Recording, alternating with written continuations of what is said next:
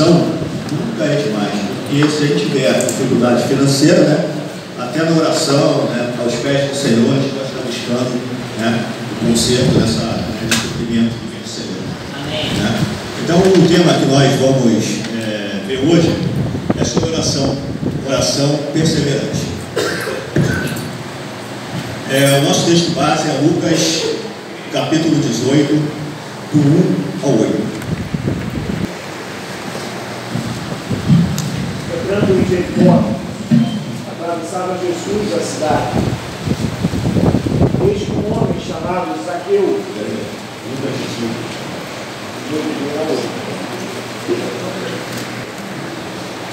onde vocês estiveram ouvindo Zaqueu, retire-se Zaqueu, porque não é os abelhos, era a pobre, por favor. Disse-lhe Jesus uma parábola sobre o dever de orar sempre e nunca esmorecer. Havia em certa cidade um juiz que não temia Deus, nem respeitava homem algum. Havia também naquela mesma cidade uma viúva que vinha ter com ele dizendo: julga a minha causa contra o meu adversário. Ele por algum tempo não a quis atender, mas depois disse consigo: bem que eu não temo a Deus, nem respeito ao homem algum. Todavia, como esta viúva me importuna, julgarei a sua causa, para não suceder que por fim venha a molestar. Então disse o Senhor: considerai o que diz esse juiz iníquo. Não fará Deus justiça aos seus escolhidos, que a ele clamam dia e noite, embora pareça demorado em defendê-los? Digo-vos que, depressa, lhes fará justiça. Contudo, quando vier o Filho do Homem, achará porventura fé na terra? Então, a gente vê aqui no versículo 1, disse-lhe Jesus uma parábola sobre o dever de orar sempre e nunca esmorecer. Então, Jesus define a respeito do que iria tratar. Jesus iria tratar de um aspecto importante da oração, ou um tipo de oração em específico, que é a oração perseverante. A oração perseverante é aquela que continua independente de quanto tempo leva a resposta chegar. A oração perseverante é aquela que clama até obter da parte do Senhor aquilo que lhe foi pedido. E Jesus aqui nessa parábola em específico, ele está nos ensinando a respeito de oração e de oração perseverante. Tem fases, momentos na nossa vida que a gente ora ao Senhor e parece que a resposta chega de imediato, né? Ouvimos a Deus com facilidade e praticamente 90% das nossas orações elas são atendidas, né? Aí ficamos como quem sonha, né? Como diz lá o salmista, tudo vai bem, tudo dá certo. Se nós fôssemos fazer aqui no caso uma fila, né, de testemunho a respeito daquilo que o Senhor já fez na nossa vida, né, nesse aspecto de responder de imediato, acho que teria muita coisa para a gente contar a esse respeito, né? Eu me lembro que quando eu trabalhava numa determinada empresa, e lá nessa empresa eu trabalhava no setor bem delicado, que era o setor financeiro. E tinha muitos momentos difíceis ali naquela situação, naquela empresa, né, para ser resolvido, né, mesmo porque era o setor financeiro. E eu me lembro, como era de costume meu, né, acordava cedo e antes de eu trabalhar, eu orava ao Senhor, buscava o Senhor em oração e colocava, né, derramava meu coração diante dele. Porque aquele tipo de situações que eu tinha no dia a dia para resolver me trazia muita angústia, me trazia muito sofrimento. Então eu aplicava Filipenses 4, 6 a 8, que fala: não deixe os seus de coisa alguma, mas em tudo, porém, seja conhecido diante de Deus as nossas petições, pela oração, súplica e ações, intercessões e ações de graça. E a paz de Deus, que excede todo o entendimento, guardará as nossas mentes e os nossos corações. Então, assim, sabe aquela oração que você faz e derrama teu coração diante de Deus, que você sente que tocou em Deus, que entrou no trono da graça, que Deus respondeu a tua oração, que tua oração está a caminho? Então era assim que eu me sentia. E aí eu partia para o meu trabalho. Eu sei que ia ser no mesmo dia ou na mesma semana. Eu sei que a resposta ela vinha bem rápido, né? Mas só que nem sempre, né? Ou da maioria das vezes, não é assim que acontece na nossa vida.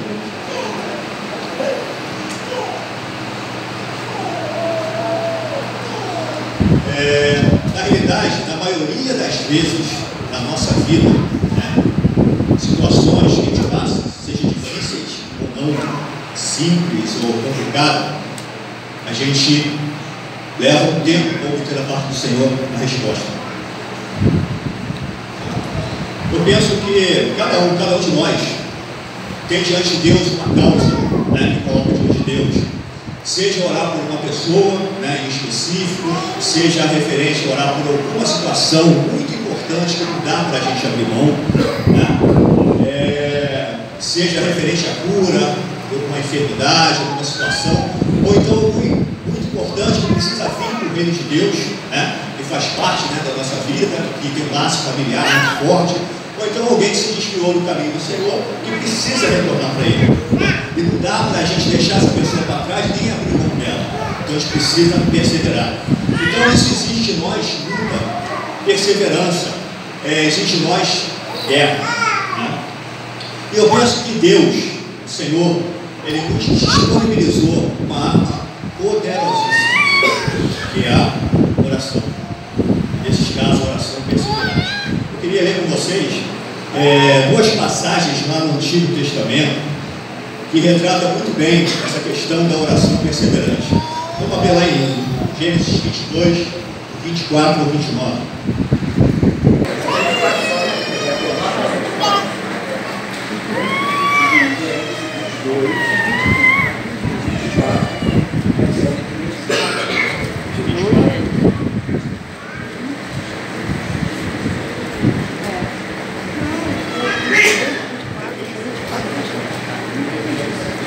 Gênesis 32, perdão. 22 ou 22. Levantou-se naquela mesma noite, tomou suas duas mulheres, suas duas servas e seus 11 filhos, e transpôs o val de Jacó. Tomou-os e fez passear os gregos, fez passar tudo o que lhe pertencia, sendo ele só. E estava com ele um homem até ao romper do dia. Vendo esse que não podia com ele, tocou-lhe na articulação da coxa e derrubou-se a junta da coxa de Jacó na luta com o homem. Disse esse: deixa-me ir, pois já morreu o dia. Respondeu Jacó: não te deixarei ir se me não abençoares. Perguntou-lhe, pois, como te chamas? Ele respondeu: Jacó. Então disse: já não te chamarás Jacó, e sim Israel, pois como príncipe lutaste com Deus e com os homens e prevaleceis. Tornou Jacó: dize, rogo-te, como te chamas? Respondeu ele: por que perguntas pelo meu nome? E o abençoou ali. E agora, Êxodo 17, do 8 ao 16.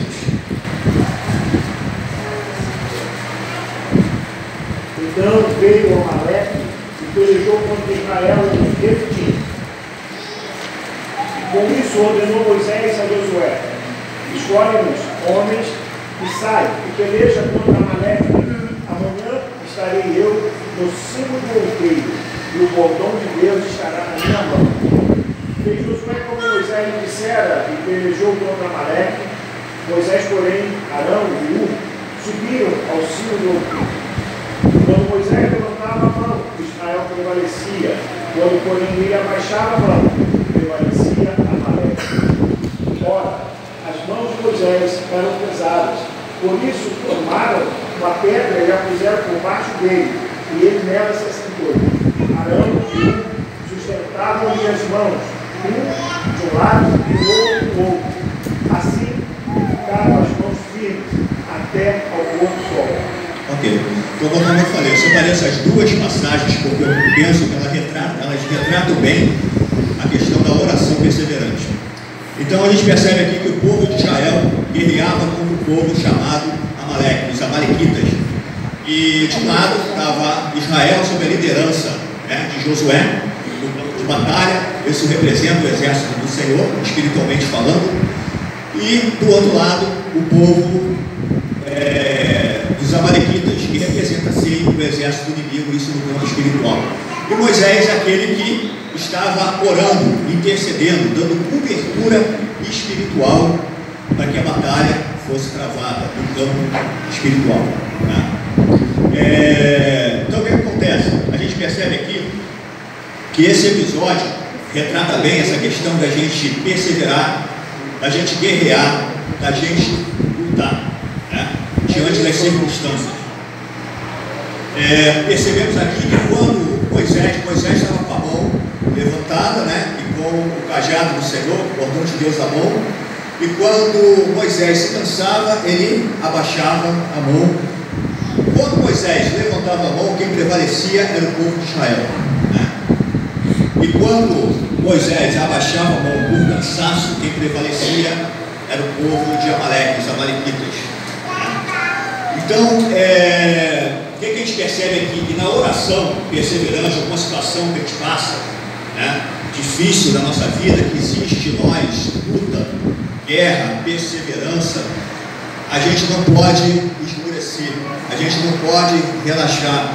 A nossa oração tem que ser contínua, né? Continuada. A gente deve perseverar em fé até obter da parte do Senhor a resposta que a gente se propôs a orar. Ok? Então, mas como a gente se manter de pé diante de uma situação tão difícil, né? A gente encara situações e situações, né? Tem determinadas situações na nossa vida, seja luta, né, tribulação, né, uma guerra, que a gente, entre aspas, tira direito, outras a gente tira, né, mais ou menos, né, com certo esforço, e outras quase que nos derrubam a tribulação. Então, como se manter de pé em momentos como esse, em que a gente não pode fraquejar, mas a gente tem que lutar espiritualmente, isso exige demais, né, diante do Senhor, em oração. Vamos ver lá o versículo 12. Ora, as mãos de Moisés eram pesadas, por isso tomaram uma pedra e a puseram por baixo dele, e ele nela se assentou. Arão e Hur sustentavam-lhe as mãos com um lado e o outro do outro. Assim lhe ficaram as mãos firmes até o pôr do sol. Então, até o pôr do sol foi o momento que acabou a guerra. Até o pôr do sol foi o momento em que o povo de Israel obteve a vitória. Então nós temos que ficar até o pôr do sol, intercedendo, ou seja, interceder ao Senhor até que a resposta chegue e não esmorecer. Conforme eu falei, passamos por lutas e lutas, tribulações e tribulações, né? E algumas tribulações, conforme eu falei, quase que nos derrubam. Então, nesse momento, o que nós devemos fazer? Fazer como Moisés fez, né? Veio Hur e Arão e sustentou a Moisés. A posição era essa: Moisés tinha que ficar assim, de mão levantada. Porém, a estratégia mudou. Embora Moisés estivesse ali no local certo, entre a brecha, né, intercedendo com as mãos levantadas, ele não podia se manter muito tempo, somente ele, né? Aí que a gente tem que buscar força, pedir apoio, pessoas que nos ajudem na oração para nos sustentar. Orar, temos que orar sempre, porém mudar a estratégia. E qual foi a mudança aqui de estratégia? Eles passaram a apoiar a Moisés no que diz respeito à intercessão. Então o que eles fizeram? Eles colocaram Moisés sentado numa pedra, um segurou com uma mão, o outro segurou por outro. E a vara de Deus estava na mão de Moisés. Ou seja, o Senhor nos disponibilizou uma ferramenta, que é a oração. Então temos que manter as nossas mãos erguidas, intercedendo. Se não temos força, buscamos o quê? Ajuda, para que possamos prevalecer sobre o exército do inimigo, para que a bênção do Senhor chegue até nós. Ok? Amém? Amém. Amém.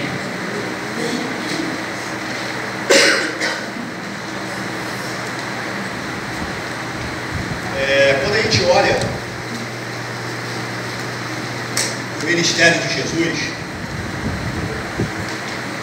vou organizar aqui. Quando a gente olha para o ministério de Jesus, a gente percebe que Jesus era um homem de oração. Jesus ele tinha tempo de oração, portanto, ele tinha uma vida de oração. Embora a demanda era grande, ele supria as necessidades das multidões, ele alimentava a multidão, ele ensinava a multidão, ele pregava as multidões, ele curava, libertava, expulsava demônios. Então a demanda de Jesus era muito grande. O ministério de Jesus era muito dinâmico. Jesus ele morreu e ressuscitou com 33 anos, foi uma vida, entre aspas, curta, aqui na terra. O ministério dele foi de 3 anos e meio, então as coisas aconteciam muito rápido no ministério do Senhor Jesus.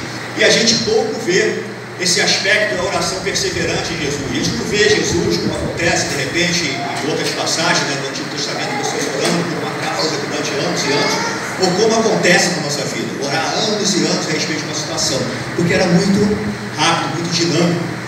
Então, por isso, eu vejo que é um dos motivos porque se faz necessário o ensinamento de Jesus em relação à oração perseverante, já que a gente não consegue ver com clareza o ministério dele. Então Jesus trouxe ensinamento a respeito da oração perseverante. Então a gente percebe mesmo, por exemplo, Jesus foi chamado para curar a Lázaro, e fala que ele orou o Pai, não para que orasse para que viesse a acontecer, porque o Pai já havia colocado no coração dele aquilo que ele iria fazer, que a enfermidade de Lázaro não era para a morte, mas já era para ser glorificado a Deus.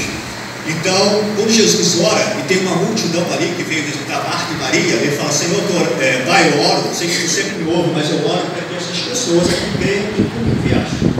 E ele declara, depois disso, Lázaro, em alta voz, Lázaro vem para fora, e Lázaro vem para fora.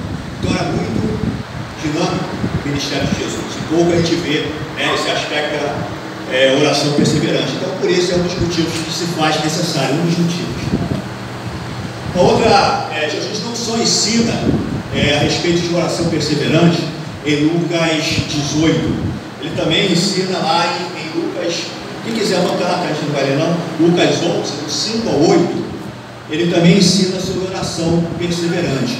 O que ele fala ali? Ele conta novamente uma parábola a respeito. Ele fala assim: olha, qual de vocês, que tendo um amigo, aí chegou um amigo de viagem, aí você vai pedir a outro amigo seu pão, porque esse amigo que chegou na tua casa à meia-noite, você não tinha nada para servir. Aí você vai com um amigo seu e o pede. E esse amigo responde lá de dentro: eu não posso te atender porque eu e os meus filhos já estamos deitados. Aí Jesus, continuando, contando a parábola, ele fala assim: olha, se ele não te atender por ser teu amigo, ele vai te atender por conta da importunação e vai te dar tudo o que você necessita. Ou seja, por conta da importunação, da insistência, da perseverança, ele ia obter tudo aquilo que lhe era necessário. Então a oração perseverante, ela é uma oração que tem necessidade. A gente se coloca diante de Deus, persevera em oração, porque existe uma necessidade. Amém? Então Jesus não somente ensinou a respeito de oração perseverante, como o próprio Espírito Santo, ao inspirar cada um dos escritores, ele separou episódios que a gente pode ver no decorrer da vida de Jesus, do ministério de Jesus, pessoas clamando a Jesus, ou seja, exercitando, no caso, a oração perseverante, como por exemplo, a mulher cananeia. Quem quiser anotar,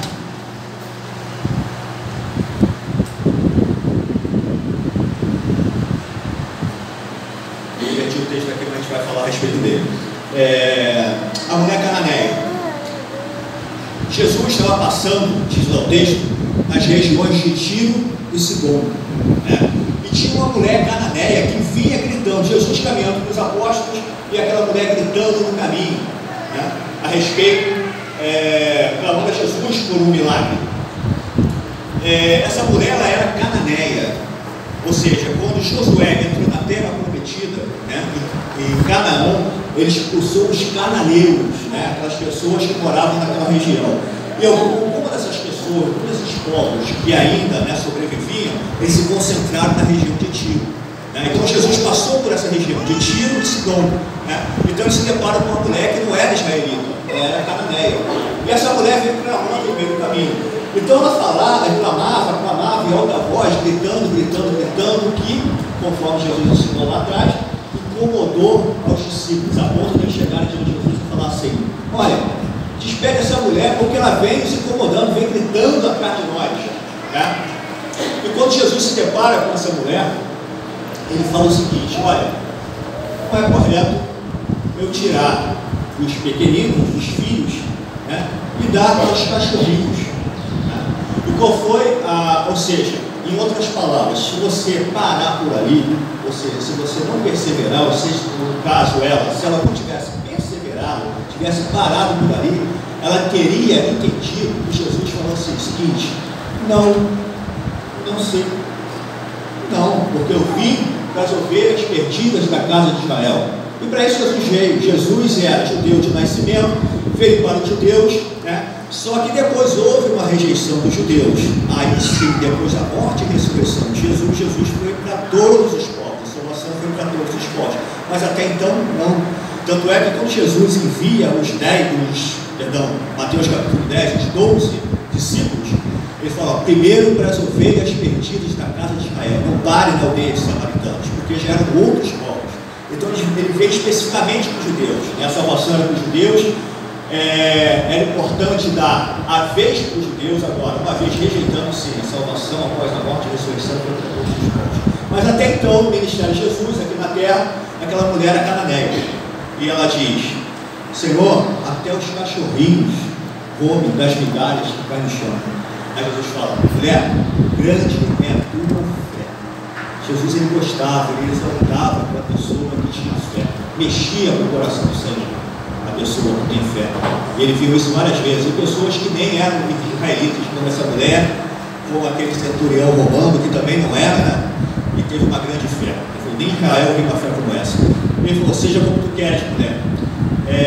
E o demônio, ela falava, né, que minha filha está horrivelmente endemoniada. E o demônio largou a filha daquela mulher.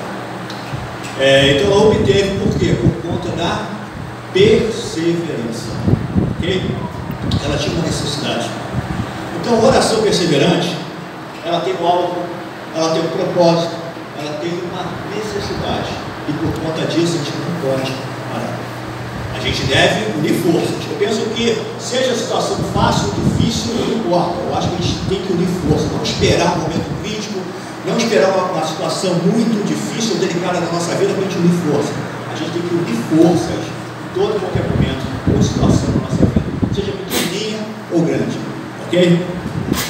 Uma outra passagem está lá no cego de Jericó. Essa tem aqui anotada.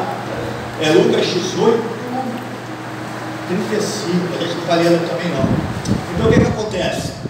Um outro exemplo de oração perseverante no ministério de Jesus. Pessoas clamando, até obter da parte do Senhor aquilo que estava falando.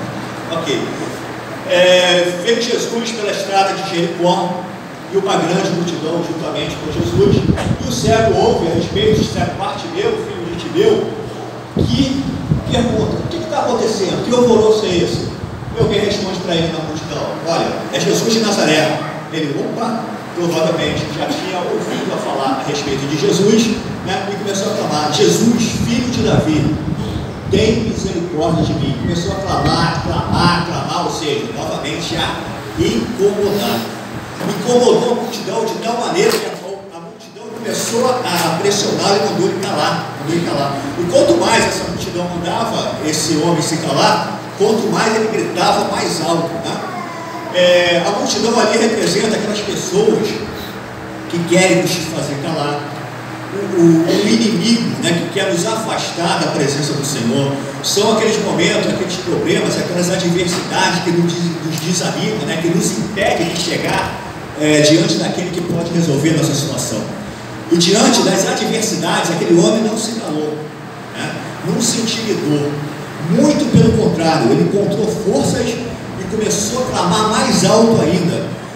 Naturalmente, aquele homem ele necessitava da ajuda daquela multidão. multidão, de conduzir ele, por exemplo, até Jesus, de conduzir ele para um outro caminho, mas era justamente aquelas pessoas que poderiam de alguma forma ajudar aquele homem, foi justamente ela que se levantou contra, né, aquele cego.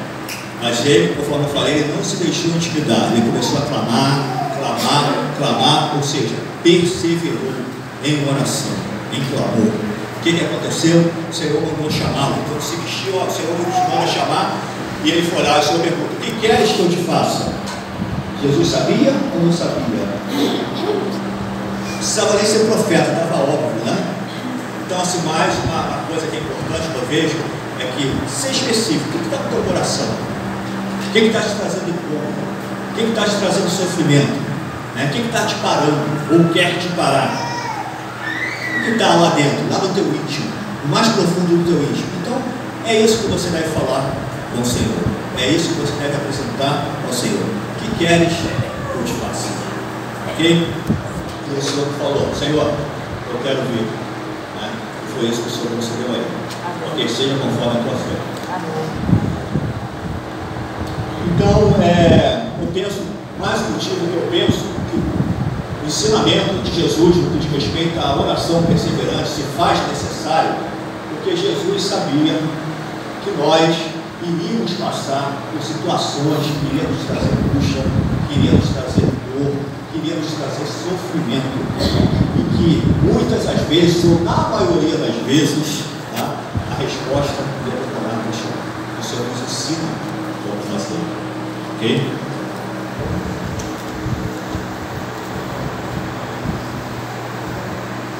Eu penso também que o ensinamento de Jesus se faz necessário em relação à oração perseverante, porque volta e meia a gente encontra alguém falando que eu oro e nada acontece, né? Ou seja, para no meio do caminho.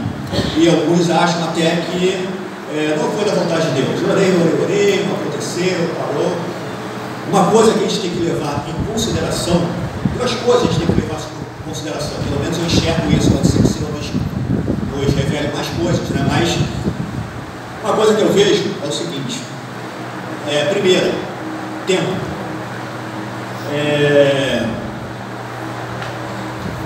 No versículo 4 dessa parábola, ela fala que durante um tempo, o juiz resistiu àquela viúva, durante um tempo, mas depois ele cedeu.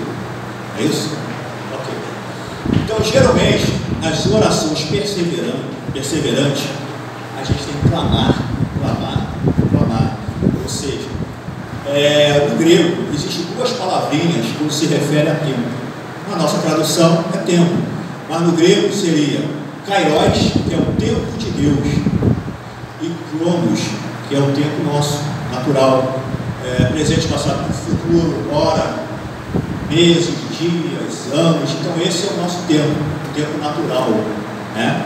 Cronos. Mas existe o tempo de Deus, e a Bíblia diz que há tempo para tudo, lá em Eclesiastes. Também diz o seguinte, que para o Senhor um dia é como 1000 anos, e 1000 anos como um dia. Está lá em 1 Pedro 18. Então, o nosso tempo, ou a nossa visão, né, ou o que o Senhor pensa na sua soberania em relação a responder às nossas orações, envolve tempo. O Senhor tem um tempo apropriado, o Senhor tem um tempo certo, mas é preciso guerrear essa guerra, é preciso lutar. Ok? Então, a primeira coisa é tempo. E o tempo, ele pode muitas das vezes ser um aliado nosso. Por exemplo, se a gente, geralmente, as mulheres na cozinha, a gente mesmo na cozinha se corta por uma situação ou outra, ou uma pessoa passou por cirurgia, o que ela precisa? Ela precisa do tempo. Né? O tempo vai ser um grande aliado no que diz respeito à cicatrização das feridas, dos cortes, né? Tanto físico quanto o corte da alma, quanto os cortes da vida. É necessário, o tempo vai ser um grande aliado no que diz respeito a isso, vai cicatrizar as nossas feridas, né? Amenizar as nossas dores. É um aliado. No que diz respeito à oração perseverante, né, eu tenho um ponto de vista que eu acho que o tempo já é um fator negativo. Por que eu digo isso?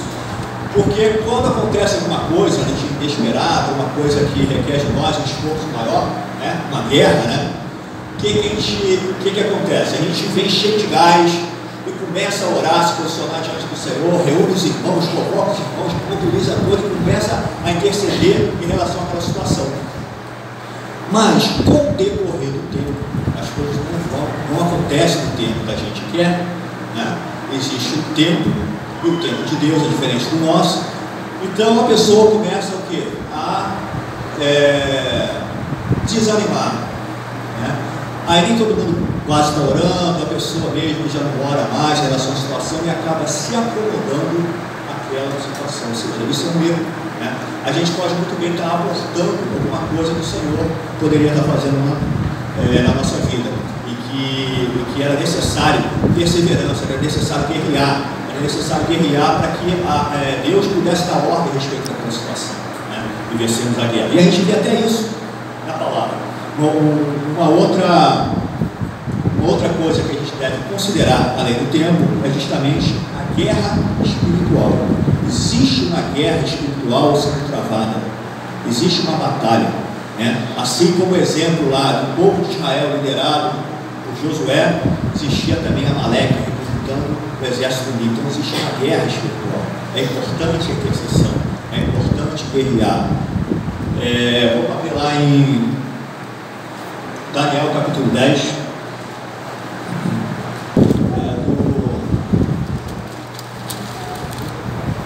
do 10 ao 13. Eis que certa mão me tocou, sacudiu-me e me pôs sobre os meus joelhos e as palmas das minhas mãos. Ele me disse: Daniel, homem muito amado, está atento às palavras que te vou dizer, e levanta-te sobre os teus pés, porque eis que te sou enviado. Ao falar ele comigo essa palavra, eu me pus em pé, tremendo. Então me disse: não temas, Daniel, porque desde o primeiro dia em que aplicaste o coração a compreender e a humilhar-te perante o teu Deus, foram ouvidas as tuas palavras, e por causa das tuas palavras é que eu vim. Ok. Então aqui nesse episódio, Daniel jejuou e orou 21 dias. Ok? Versículo 11. Ele me diz, quando o anjo apareceu a Daniel trazendo a resposta daquilo que ele estava orando, ele fala o seguinte, no 11, 10, 11. Ele me diz: Daniel, homem muito amado, quanto tempo demorou a resposta chegar? 21 dias. Então ele chama de homem muito amado. O fato, né, de Deus demorar a ouvir a nossa oração não quer dizer que ele não nos ama. Fala aqui que Daniel era um homem muito amado e demorou 21 dias para chegar. Ok? No versículo 12 fala o seguinte: então me disse, não temas, Daniel, porque desde o primeiro dia em que aplicaste o coração a compreender e a humilhar-te perante teu Deus, foram ouvidas as tuas palavras, e por causa das tuas palavras é que eu vim. Ou seja, quem é que deu combustível, né, entre aspas, quem é que deu combustível para o anjo vir? Quem é que deu combustível para o anjo trazer a resposta? Quem é que deu combustível para o anjo cumprir a sua missão, que foi determinado por Deus? E desde quando que foi determinado por Deus? Desde o primeiro dia. Mas só chegou 21 dias, foi porque houve batalha espiritual. É por isso que quando alguém fala, eu oro, nada acontece, para no meio do caminho, a gente pode muito bem estar abortando algo que o Senhor tem para fazer na nossa vida. Então é importante perseverar. Se não conseguirmos perseverar, vamos buscar ajuda, né, com os irmãos, vamos perseverar junto, ok? Buscar ajuda, unir forças, ok? E no versículo 13, o anjo explica, aqui Deus permite que nós possamos ver o campo espiritual, o mundo espiritual, né, de uma maneira figurada, né? Algo que está retratando essa guerra espiritual. Deus nos permite ver para nos ensinar algo a respeito dessa guerra espiritual. Versículo 13. Mas o príncipe do reino da Pérsia me resistiu por 21 dias, porém Miguel, um dos primeiros príncipes, veio para ajudar-me, e eu obtive vitória sobre os reis da Pérsia. Então foi necessário que Daniel orasse: Senhor, seja feita a tua vontade aqui na terra como ela é feita no céu. E para que a vontade de Deus se estabeleça aqui na terra, é necessário a gente andar em conjunto com o Senhor, né? Existe o mundo espiritual, que a gente não consegue enxergar, mas a oração é uma arma espiritual poderosíssima que o Senhor nos disponibilizou. Amém? Então, independente ou não do motivo, né, pode ter outros motivos, eu destaquei aqui dois: o tempo e a guerra espiritual. Por que se demora uma oração chegar, né, até nós? Independente do motivo por que se demora essa oração a chegar, nós temos um dever, né, a cumprir. Vamos voltar lá para o nosso texto base, capítulo 18. Fala assim: disse Jesus uma parábola sobre o dever. Repita comigo: dever de orar sempre e nunca esmorecer. Então, independente ou não de quanto tempo demore a chegar a nossa resposta, seja por fator tempo, o Senhor tem propósito, é soberano em todas as coisas para nos dar uma resposta no tempo, na hora certa, quanto no que diz respeito à guerra espiritual, que muitas das vezes é travada, né? O inimigo tenta retardar as bênçãos de Deus na nossa vida, mas é necessário perseverança. Temos um dever, o Senhor Jesus fala aqui, dever de orar sempre e nunca esmorecer, ok? A gente vê aqui nessa parábola que a gente tem dois personagens, né? O primeiro personagem que o Senhor nos fala, né, o personagem, digamos assim, principal, é a viúva, né? Paulo fala lá, quando ele fala a Timóteo, ele fala que existe dois tipos de viúva: aquela viúva que tem um amparo familiar, né, e a família deve amparar essa viúva que faz parte da igreja, e também existe aquela viúva que não tem amparo familiar, e essa viúva sim a igreja deve cuidar, abraçar, que ele chama de verdadeiramente viúva, né? Então, ainda mais naquela época que não tinha previdência social, uma viúva que não tinha família, ela estava totalmente desamparada. Então, uma viúva era uma pessoa, né, uma figura frágil, né, desamparada emocionalmente e desamparada também financeiramente. Então, era uma pessoa, né, bem carente, bem necessitada. Mas foi justamente essa figura, essa pessoa, esse personagem que Jesus escolheu para ser o personagem principal aqui da história, né? E por outro lado também tinha, em contrapartida, tinha o tal do juiz, o juiz iníquo, né, que conforme que a sociedade bíblica dá o título. Geralmente quando a gente pensa em juiz, a gente pensa em alguém poderoso, né? E no versículo 2 fala que ele era, não temia a Deus e nem respeitava homem algum. Então era um homem poderoso, né, um juiz poderoso, né, ele tinha poder, ele era insensível, não temia a Deus. É um camarada também que não temia a Deus e nem